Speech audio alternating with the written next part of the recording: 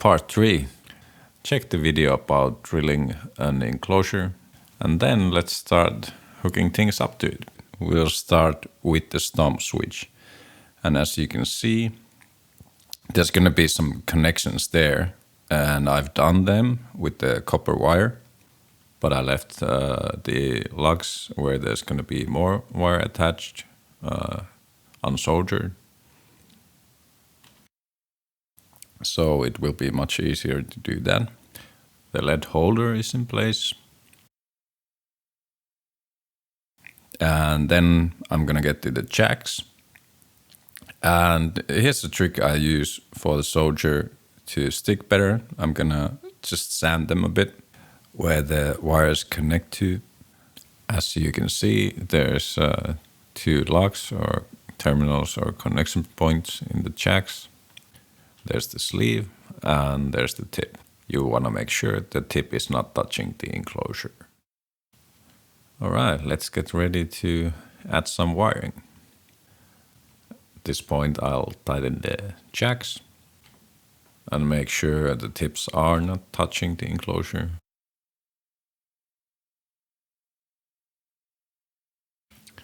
The first thing I'll be wiring is the LED. We want to have one that will tell us when our effect is on. Let's look at the LED up close. You can see that they are polarized. So the short leg will connect to the ground. It also has this, the other side is flush there, and the other side is round. And the round side with the long leg is going to be soldered to a resistor, so you won't burn your LED. And it says 2.2K, but you can go higher, and that just means the LED won't be so bright, and sometimes that's desired if you have really bright LEDs. I have these blue ones that I always dim down a bit. And then we have our DC connection. Tighten that in there. Without it, I wouldn't have any power.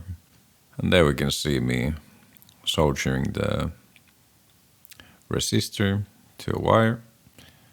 And now we have our LED in place. So the positive side is going to go to that DC jack.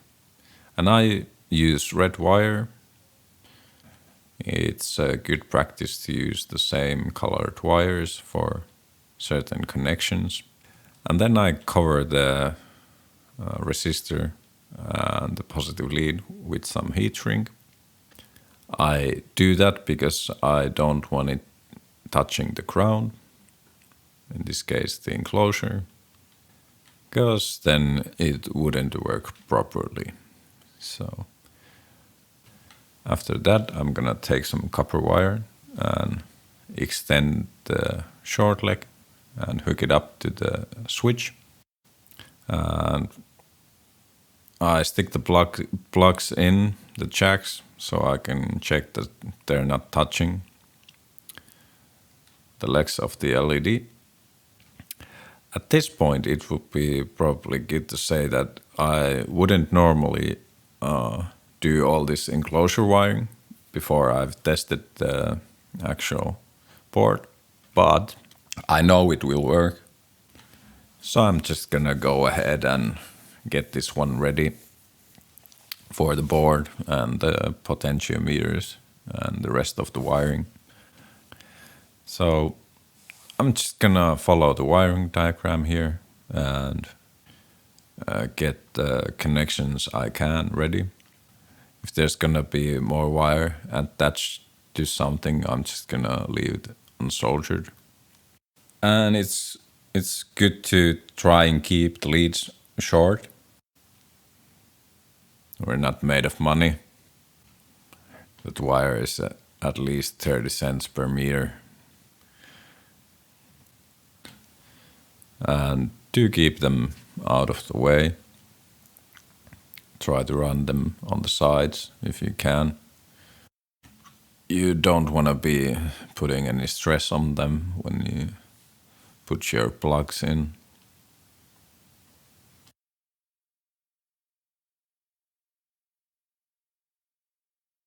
And we have all the wiring for now in the enclosure. So the next wiring will be, we're gonna start wiring the potentiometers and that small switch to our board. And I'm still gonna try and keep the wires short, as short as I can, so I won't have that much extra in there. It makes it much easier to get the board into the enclosure. But I want to have a little bit of extra. And here we can see I'm connecting that wire to lug number 1. So when that shaft is facing you, it's 1, 2, 3 from the left. And now it's 1, 2, 3 from the right. So that's good to remember. Otherwise, your potentiometer will work the other way around.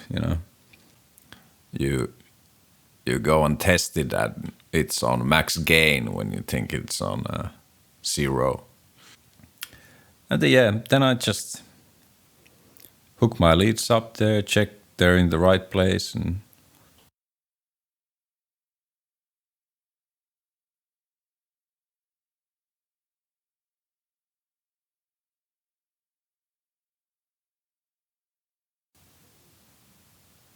sometimes when they move around, you can get that cold joint. So be sure when they cool down, they're actually staying in place, so they don't wiggle around.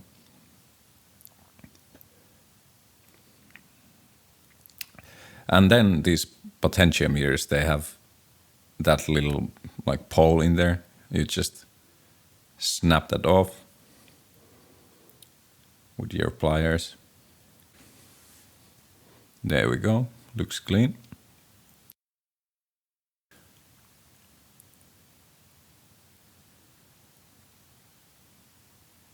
And then you just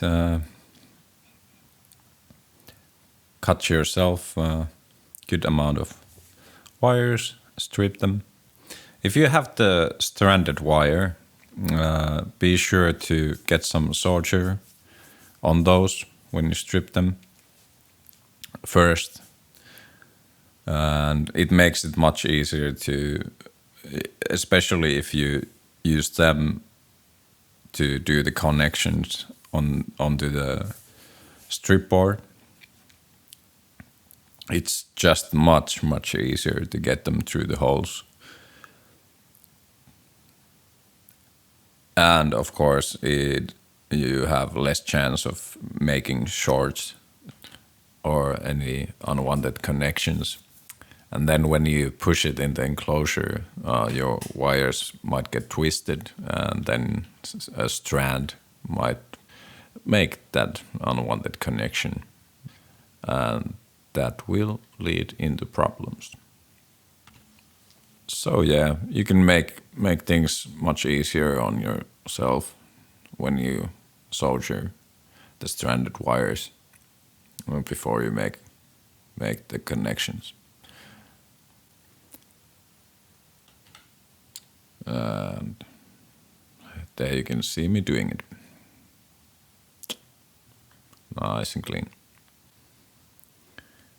All that tedious work done in a few minutes. And then, of course, I just clean it up. So, the testing. This is probably the part you would actually do before all that wiring on the enclosure on your first build. But I'll be using my testing box. There will be a video about that one. I just got tired of doing all that off-board wiring to test the board every time I build one. so I decided to make a box for the testing. Really handy. There we go. I hook my battery in there, and then I connect the in, out, the ground, and the 9-volt leads into the testing box out of the strip board. And you can see I have the switch and the jacks in the testing box, so all my off-board wiring is there. And then I just hook up my guitar and take the output to my sound card or an amp, but I'm using amplitube 5. This just makes the testing what I built much easier, because I don't have to wire the jacks, the switch, and every time I build a board. There we go. It's all set up for testing, ready to play some guitar. And hey, it worked. But like I said, I've built this before, and I always check everything before I test it, like for those unwanted connections, bad soldering, all that stuff.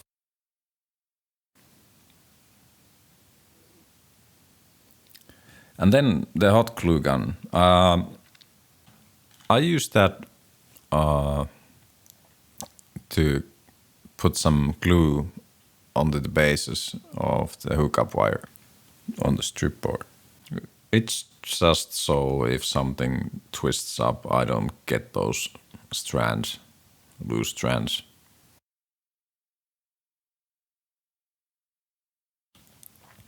And if I've used sockets for the transistors and I end up liking how they sound, I just usually glue them in place so they stay in their sockets. Then I'm just gonna start sticking the potentiometers into place, see that the strip board will fit. I also left a lot of extra wire to make things easy, and it fits good. So then I just start hooking everything up, make sure that the lugs on the potentiometers are not touching the enclosure, and then I will tighten them up after I'm done soldering everything into place. I just follow the wiring diagram I have on the off-board wiring and keep the leads clean, keep the wiring clean, not too much extra, just enough. And then when I'm done tightening up those, I will protect the back of the enclosure so the strip board won't be touching it, the bare metal. So double-sided tape, I stick it in there, and then I stick some cardboard or plastic onto the double-sided tape.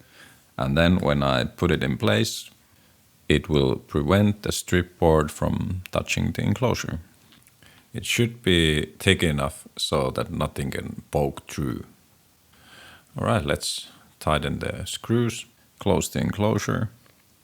There we go, and check the power is going through there. It is. The LED lighted up, so everything should be good.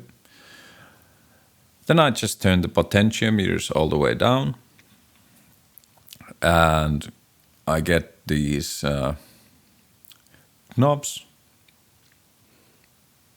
I decided to go with this Marshall style, and they have these. You can have these different shafts on your potentiometers, and I have round ones. So you can see there's a little bit of a little screw in there. I need to tighten up so the knob will stay in place. I do that. I try to make sure they're all leveled,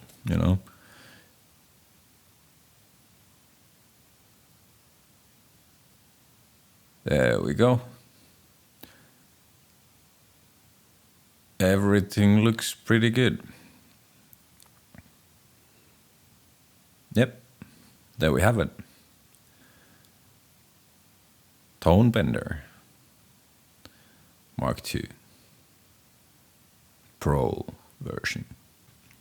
I think we'll get a good shot about the insides in here and then fire it up, see how it sounds. So there's gonna be less talk and more crappy playing. So you can hear my clean signal and see that I'm going into amplitube, and I picked a clean Fender amp.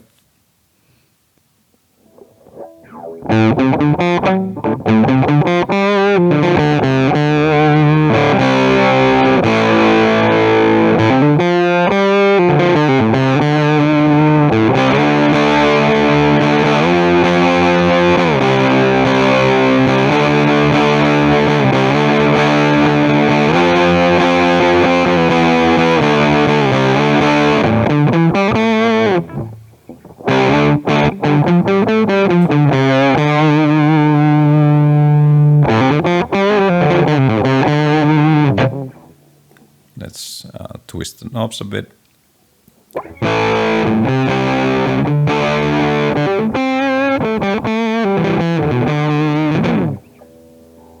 A bit more.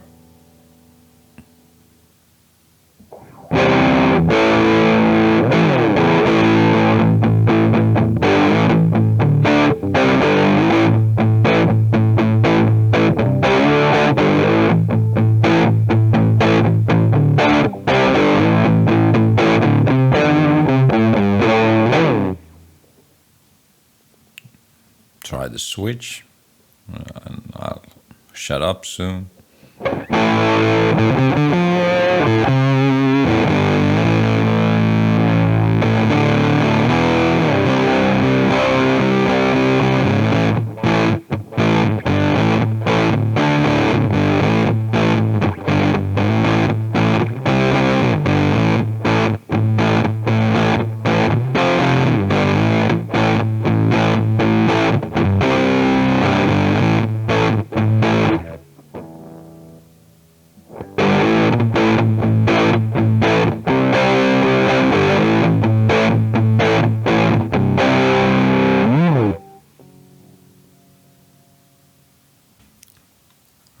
Let's try a Marshall style amp. God damn.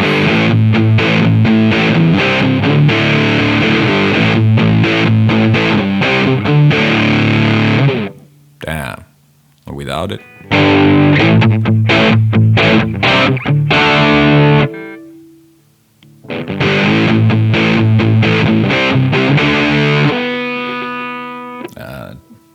A bit more volume.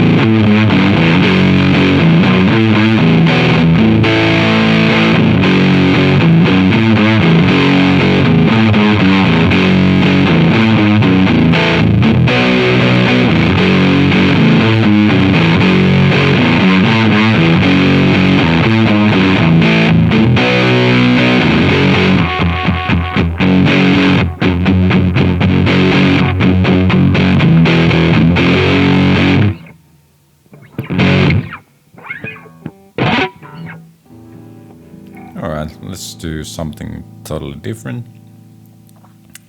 Less is more.